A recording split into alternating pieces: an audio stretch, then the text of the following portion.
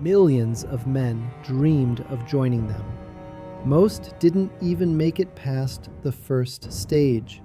And no, it had nothing to do with whether you could handle a weapon. It had everything to do with your great-great-grandfather. My name is Martin Richter, and this is A-Storia.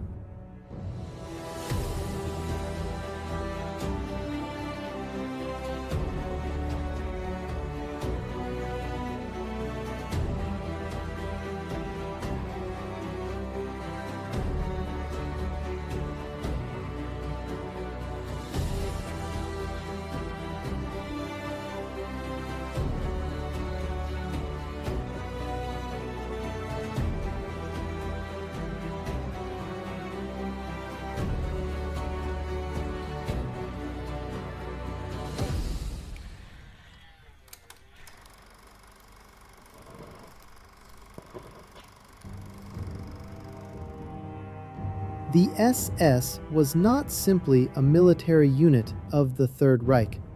It was a social experiment in engineering a new kind of human being. And to become part of it, you weren't just checked, you were taken apart. Millimeter by millimeter, document by document, tooth by tooth. Today, I'm going to walk you through every stage of that selection process. And somewhere along the way, you'll realize it yourself. You wouldn't have made it. I wouldn't have made it. Almost nobody would have. But we're not starting in a gymnasium. We're not starting at a firing range. We're starting with paper. Because before anyone looked at your body, they already knew everything about your grandfather's grandfather, born sometime around 1748.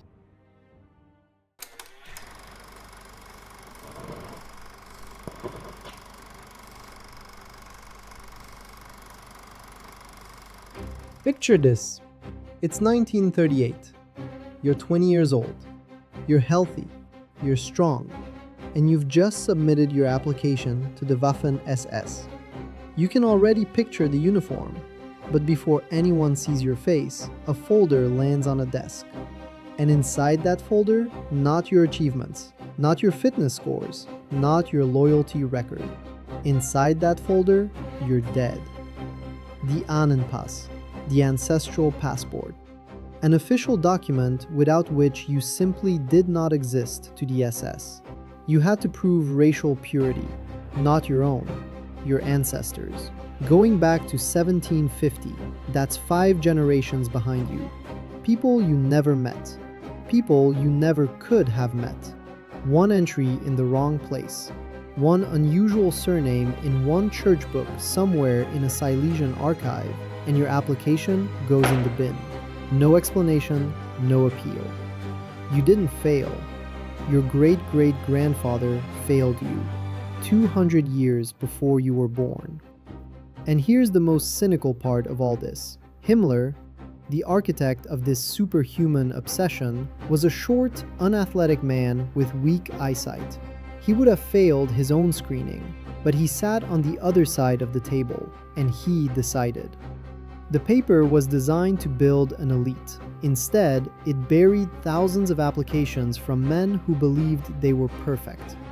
But perfection was only the beginning.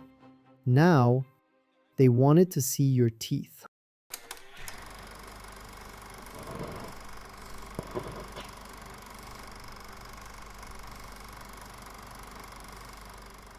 Picture this.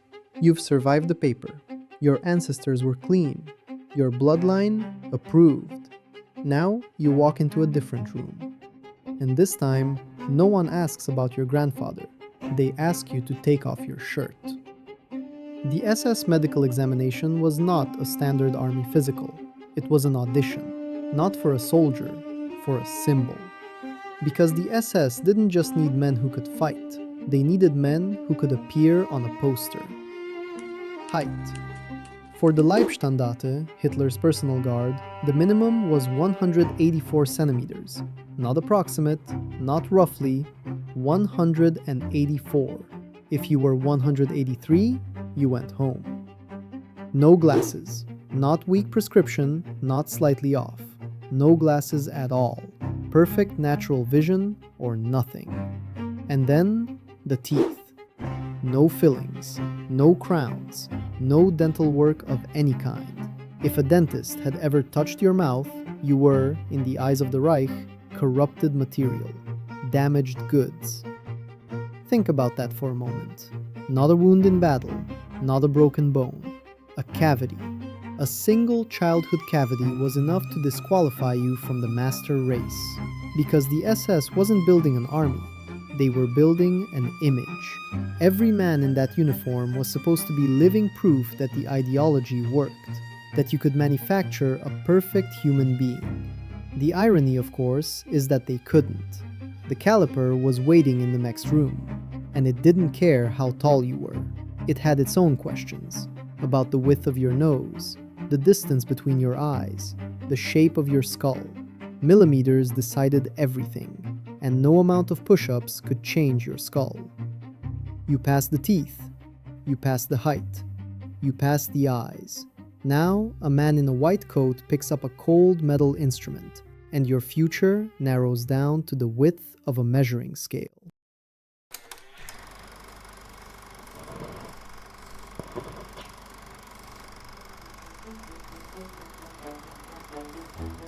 You've passed the paper. You've passed the physical. Your body was measured, approved, stamped. But the SS wasn't done with you yet, because surviving the selection wasn't just about what you looked like. It was about what they could make you become. Welcome to the Junker schools, the SS officer training academies. And if the previous two stages were about filtering out the weak, this one was about destroying what was left. The training was designed around a single principle: not courage, not strength, not loyalty in any conventional sense. The Germans had a word for it: Kadavergehorsam, corpse obedience, the obedience of a dead body. You do not think, you do not hesitate, you do not feel, you execute. To get there, they had to dismantle you first. Sleep deprivation, forced marches in full kit through freezing mud, instructors who screamed not to motivate you, but to find the point where you broke. And when you broke, and most men did, they noted it, filed it, and either rebuilt you from scratch or sent you home. But the exercise that separated the SS from every other military training in the world was simpler than any of that. A candidate would lie on his back. A live grenade was placed on his helmet. The pin was pulled, and he had to lie still. Not run, not flinch, not move a single muscle. Just lie there and trust that the grenade was a dud. Except he didn't know that. Nobody told him. That was the point. Because the SS didn't want men who were brave. Brave men hesitate. Brave men calculate risk. The SS wanted men who had replaced fear with something else entirely. With function. With automation. With obedience so deep it had become biological. Kadavergehorsam wasn't a metaphor. It was the goal. By the end of training, the man who walked out of that school was not the same man who walked in. The person had been hollowed out and replaced with a role, a rank, a function inside a machine that did not ask questions and did not accept them. And that machine was about to be pointed east.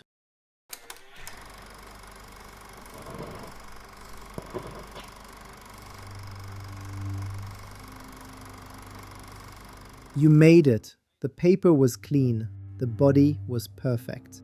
The will was broken and rebuilt. You were, by every measure the Reich could devise, exactly what they were looking for. Congratulations. You had just bought yourself a ticket to the most dangerous place on Earth. The Waffen-SS suffered casualty rates that conventional Wehrmacht units rarely saw. They were sent first, held longest, pulled out last, if at all. The ideology that selected them also condemned them. Because an elite that exists to be seen must also exist to be used, and the Eastern Front used them without mercy. Take the Battle of Kursk, July 1943, the largest tank battle in history. The Leibstandarte SS Adolf Hitler, Hitler's own guard, the unit with the strictest entry requirements in the entire Reich, lost over 60% of its armoured strength in under 2 weeks. The men who had been too short, too blind, too cavity-ridden to join were still alive. The perfect specimens were bleeding out in Soviet fields. Stalingrad, Kharkov, Normandy, Arnhem. The SS divisions were present at every major catastrophe of the later war. Not because they were incompetent. By conventional military standards, many of them fought with extraordinary effectiveness, but because they were valuable, and valuable things get spent. Himmler had built a biological elite. The Reich had built a propaganda machine, and the war had built a meat grinder. The three combined in a way that nobody in a Berlin office in 1938 had bothered to calculate. The perfect bloodline did not stop a Soviet bullet. The ideal skull measurements did not matter inside a burning tank. The absence of fillings in your teeth was completely irrelevant when the temperature at Stalingrad dropped to -40. The SS was designed to represent the pinnacle of human selection. In the end, it represented something else entirely. The pinnacle of human waste. They screened for perfection, they trained for obedience, and then they sent perfection and obedience into a war that neither could survive. The paper shield burned, the perfect specimens broke. The corpse obedience delivered exactly what it promised. Corpses. And somewhere in a Silesian archive, the application of a young man with one filling in his back molar was still sitting in a rejection pile. Unanswered, unstamped, alive.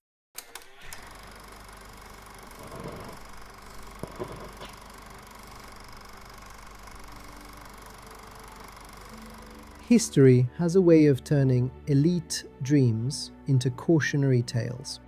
Think about the scale of this obsession. In 1937, the selection was so brutal that out of every 100 volunteers for the Leibstandarte, only 7 to 10 men were accepted. They were the perfect few. But the reality of war is a cold calculator. By 1945, the requirements didn't just bend, they snapped. The height requirement that once stood at 184 centimeters dropped to 160. The sacred Ahnenpass, the ancestral passport that took months to verify, was simply ignored. They stopped looking for gods and started looking for anyone who could pull a trigger. The elite experiment ended in a graveyard. By the end of the war, the Waffen-SS had lost over 314,000 men killed or missing, a colossal price for a title that, in the end, couldn't stop a single bullet. So, looking at those original criteria, the teeth, the height, the family tree going back to 1750, honestly, would you have made the cut? And knowing that perfection was just a ticket to a meat grinder, would you have even wanted to? Let me know your thoughts in the comments. I read every single one of them. If you found this deep dive into the darker side of history insightful, make sure to hit the subscribe button and ring the bell. You don't want to miss our next investigation on A-Storia. For more daily facts and behind-the-scenes content, follow me on Twitter. Thanks for watching, I'm Martin Richter, and I'll see you in the next chapter of history.